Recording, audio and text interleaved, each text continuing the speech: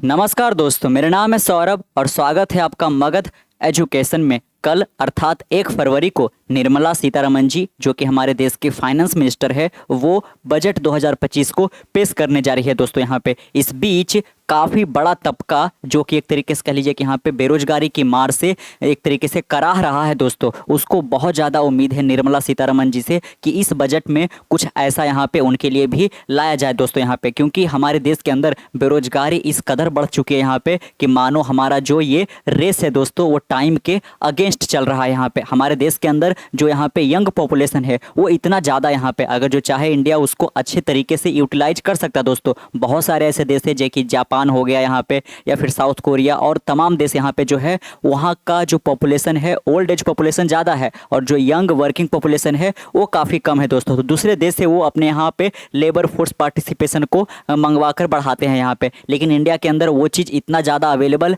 है लेकिन हम उसको सही तरीके से यूज नहीं कर पाते हैं। इसको बोलते हैं डेमोग्राफिक डिविडेंड यहाँ पे। लेकिन हमें हमेशा ये जो इतना ज़्यादा यंग पॉपुलेशन है ये हमेशा मिलता नहीं रहेगा दोस्तों। यहाँ पे बस कुछ सालों की ही बात यहाँ पे है, महज पिछले आगे 33-34 सालों में यहाँ पे हमारा जो ये हाल है वो बिल्कुल जापान के जैसा होने वाला है यहाँ पे। यानी कि जो ओल्ड एज पीपल है उनकी संख्या काफ़ी ज़्यादा हो जाएगी, यानी कि हमारा जो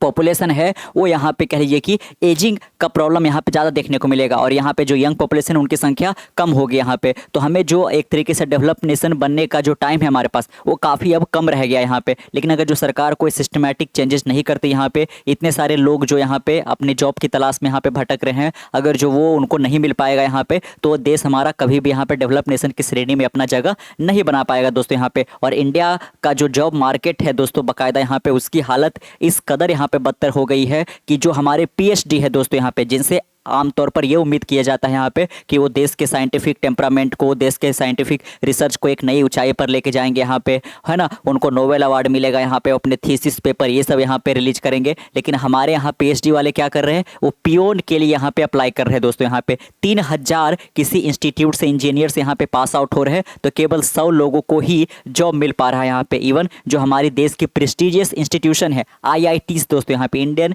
जो ने यहाँ पे इंस्टीट्यूट ऑफ टेक्नोलॉजी है, वहाँ के भी बच्चे, ग्रेजुएट बच्चे, उनको भी जॉब नहीं मिल पा रहा है। क्योंकि हमारा जो एकेडेमिया है और जो यहाँ पे फाइनेंशियल इंस्टीट्यूशन या फिर जो एक तरीके से इंडस्ट्रियल इंस्टीट्यूशन यहाँ पे है, इंडस्ट्रियल इंस्टीट्यूशन को यहाँ पे जो स्किल सेट चाहिए यहाँ पे, वो कह लीजिए कि यहाँ पे एकेडमिक में पढ़ाया ही नहीं जा रहा है यहाँ पे। तो पूरे तरीके से यहाँ पे जो हमारे तमाम इंस्टीट्यूशन है उसको रीइवैल्यूएट करने की ज़रूरत है दोस्तों यहाँ पे। तो हम थोड़ा सा इसी पे नज़र यहाँ पे डालेंगे। यहाँ पे फाइनेंशियल टाइम्स के द्वारा इसको लेकर सर्वे भी किया गया यहाँ पे, क्योंकि बजट जो है ना कल ही के दिन पेश होना है यहाँ पे। तो लोगों को क्या लगता है सबसे ज़्यादा प्रॉब्लम यहाँ पे किस चीज़ को लेकर है, तो लोगों ने इसी बात को एम्फेसाइज किया यहाँ पे कि हमारा जो जॉब मार्केट है वो काफ़ी ज़्यादा यहाँ पे क्रिटिकल सिचुएशन से होकर गुजर रहा है दोस्तों यहाँ पे, है ना। देख सकते हो यहाँ पे PhD apply for peon job 3000 engineers for 100 post. यहाँ पे 3000 इंजीनियर जा रहे हैं 100 पोस्ट को यहाँ पे फिल करने के लिए। This headline paint a sobering picture of India job market while they grab attention they also sound an alarm and deeper systematic challenge. Jobless growth यहाँ पे काफ़ी ज़्यादा है दोस्तों यहाँ पे, है ना। ऐसा नहीं है कि हमारे पास पॉपुलेशन इतना ज़्यादा है तो ये बहुत बड़ा प्रॉब्लम हो गया, ये ऐसा कभी नहीं हो सकता यहाँ पे। क्योंकि अगर जो आप हमारा पड़ोसी ही देश चाइना को ले लीजिए, यहाँ पे चाइना का भी पॉपुलेशन लगभग इंडिया के बराबर है, लेकिन चाइना कहाँ आज अमेरिका से बिल्कुल यहाँ पे टक्कर ले रहा है यहाँ पे। चाहे वो AI का फील्ड हो, यहाँ पे मैन्युफैक्चरिंग हो, लगभग हर एक फील्ड के अंदर यहाँ पे, है ना, चाहे वो क्वांटम कंप्यूटिंग हो, हर एक फील्ड के अंदर चाइना जो है लगातार यहाँ पे अमेरिका को अब पीछे करने के कगार पे पहुंच चुका है। जबकि आज से 30 साल पहले इंडिया और चाइना बिल्कुल सेम पायदान पे था। तो देख सकते हो यहाँ पे कि चाइना इतना पॉपुलेशन लेकर भी कितना आगे निकल गया यहाँ पे, लेकिन हम इंडिया के अंदर ऐसा कुछ भी नहीं कर पा रहे हैं। यहाँ पे देख सकते हो यहाँ पे कि जो ये फाइनेंशियल टाइम्स के द्वारा यहाँ पे प्री बजट सर्वे किया गया यहाँ पे, इसका आंकड़ा कुछ आप इस प्रकार से, इसका रिजल्ट आप देख सकते हो यहाँ पे।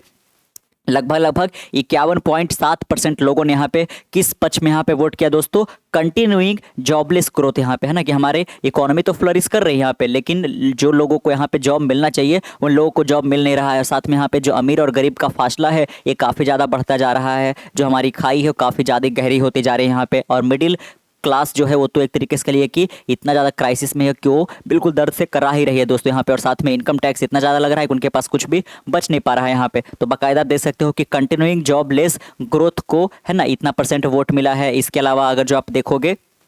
Near souring and trade tariff 7.1%, यहाँ पे ग्लोबल अनसर्टेनिटी इसको 29.9%, कोएलिशन कंपल्सन है ना, क्योंकि इस बार आपको पता ही होगा यहाँ पे बीजेपी बहुमत से सरकार नहीं बना पाई, यहाँ पे एनडीए की सरकार है दोस्तों यहाँ पे, तो कोएलिशन कंपल्सन भी यहाँ पे लोगों ने इसको हाईलाइट किया है। और स्टीफ क्लाइमेट चेंज, तो हमको दो सबसे पहले यहाँ पे देखना पड़ेगा, एक तो है कि जॉबलेस ग्रोथ को भी कैसे मेंटेन कर सके, यहाँ पे हम बाकायदा कह लीजिए कि यहाँ पे लोगों को जॉब ऑफर कर सके, और साथ में जो क्लाइमेट चेंज का भी सिचुएशन है दोस्तों यहाँ पे, क्योंकि ये तो वैश्विक है, तो इस पर भी हमको काफ़ी ज़्यादा ध्यान देने की जरूरत है यहाँ पे। At the same time a report by the McKinsey global institute added even more urgency to the narrative, it warned that India just 33 year before its population ages at the same pace as advanced economy, यहाँ पे कि जो भी यहाँ पे advance economy है दोस्तों यहाँ पे, यूरोप के तमाम देश या फिर जापान वगैरह ये सब ले लो यहाँ पे, तो यहाँ का जो पॉपुलेशन है वो एजिंग पॉपुलेशन ज़्यादा यहाँ पे, वैसे लोग जो काम नहीं कर रहे हैं यहाँ पे है ना, उनकी संख्या ज़्यादा हो गई है, और जो काम करने के सक्षम लोग यहाँ पे उनकी संख्या वहाँ पे कम हो गई दोस्तों। और ऐसा इंडिया के अंदर ऐसा हालात कब हो जाएगा,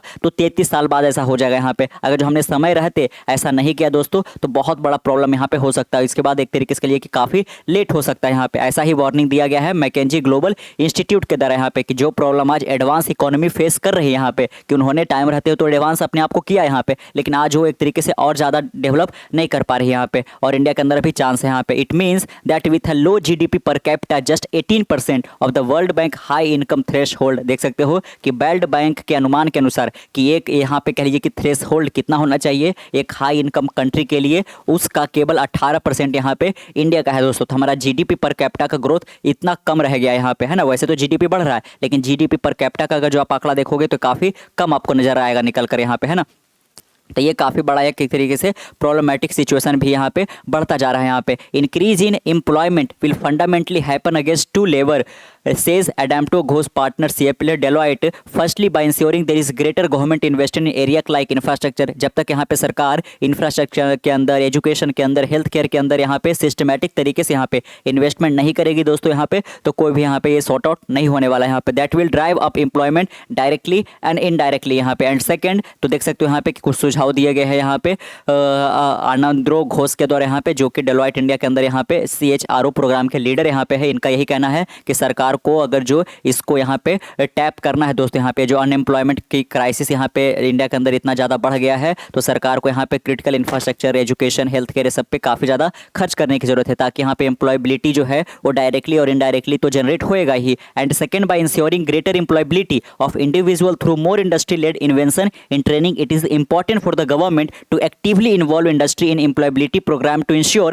there is minimal or no gap between the nature of content and program being introduced and what the industry really needs यहाँ पे। तो यहाँ पे भी हाईलाइट किया गया है कि जो यहाँ पे फासला रह गया है यहाँ पे हमारे एकेडमिक इंस्टीट्यूशन और साथ में यहाँ पे जो इंडस्ट्री को चाहिए दोस्तों यहाँ पे, तो तरह तरीके के जो स्किल प्रोग्राम वगैरह है वो इंस्टीट्यूट के अंदर यहाँ पे लाए जा सके, ताकि यहाँ पे ज़्यादा से ज़्यादा जो है बच्चे उनको तैयार किया जा सके एम्प्लॉयबिलिटी के लिए दोस्तों यहाँ पे। उनको स्किल बेस्ड यहाँ पे प्रोग्राम पढ़ाए जाने चाहिए यहाँ पे है ना, ताकि ये प्रॉब्लम इतना ज़्यादा गहरा नहीं होगा यहाँ पे है ना।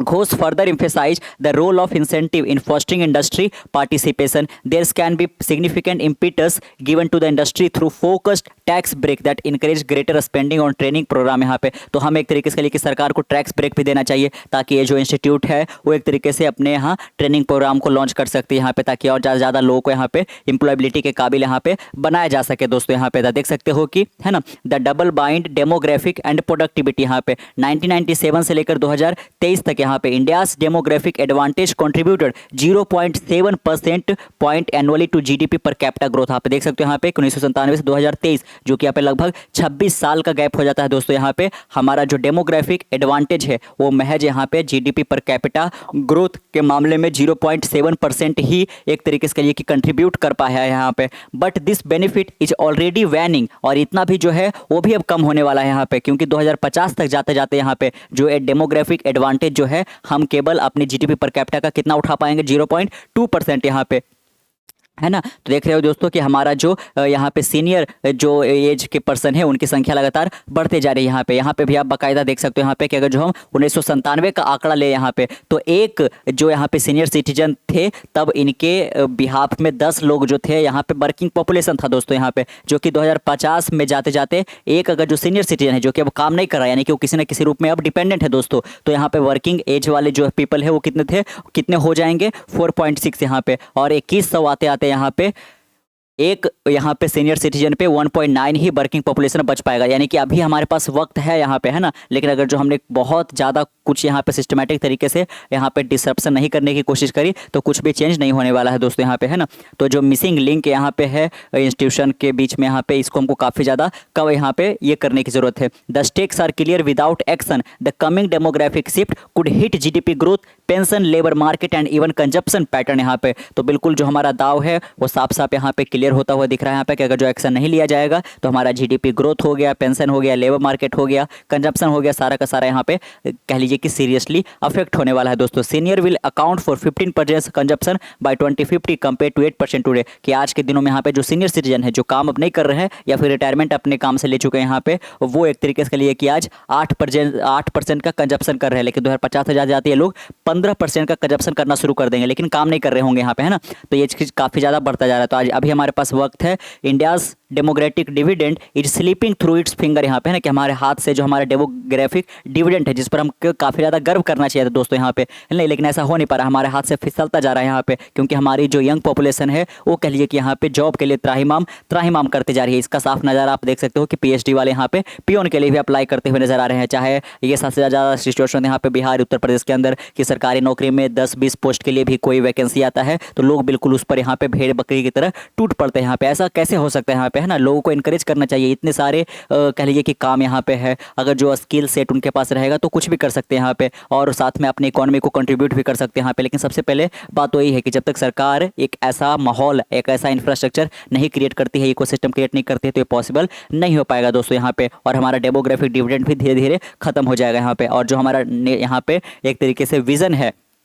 जो हमारा गोल है कि 2047 तक जा जाते हैं हम एक तरीके से कहिए कि यहाँ पे डेवलप नेशन की श्रेणी में आ जाएंगे, ये शायद कभी ना पॉसिबल हो पाएगा यहाँ पे, है ना। तो कैसा लगा आपको आज का वीडियो, नीचे कमेंट में जरूर बताइएगा। मिलते हैं एक नई वीडियो के साथ, तब तक के लिए keep learning, keep growing, next one, bye bye.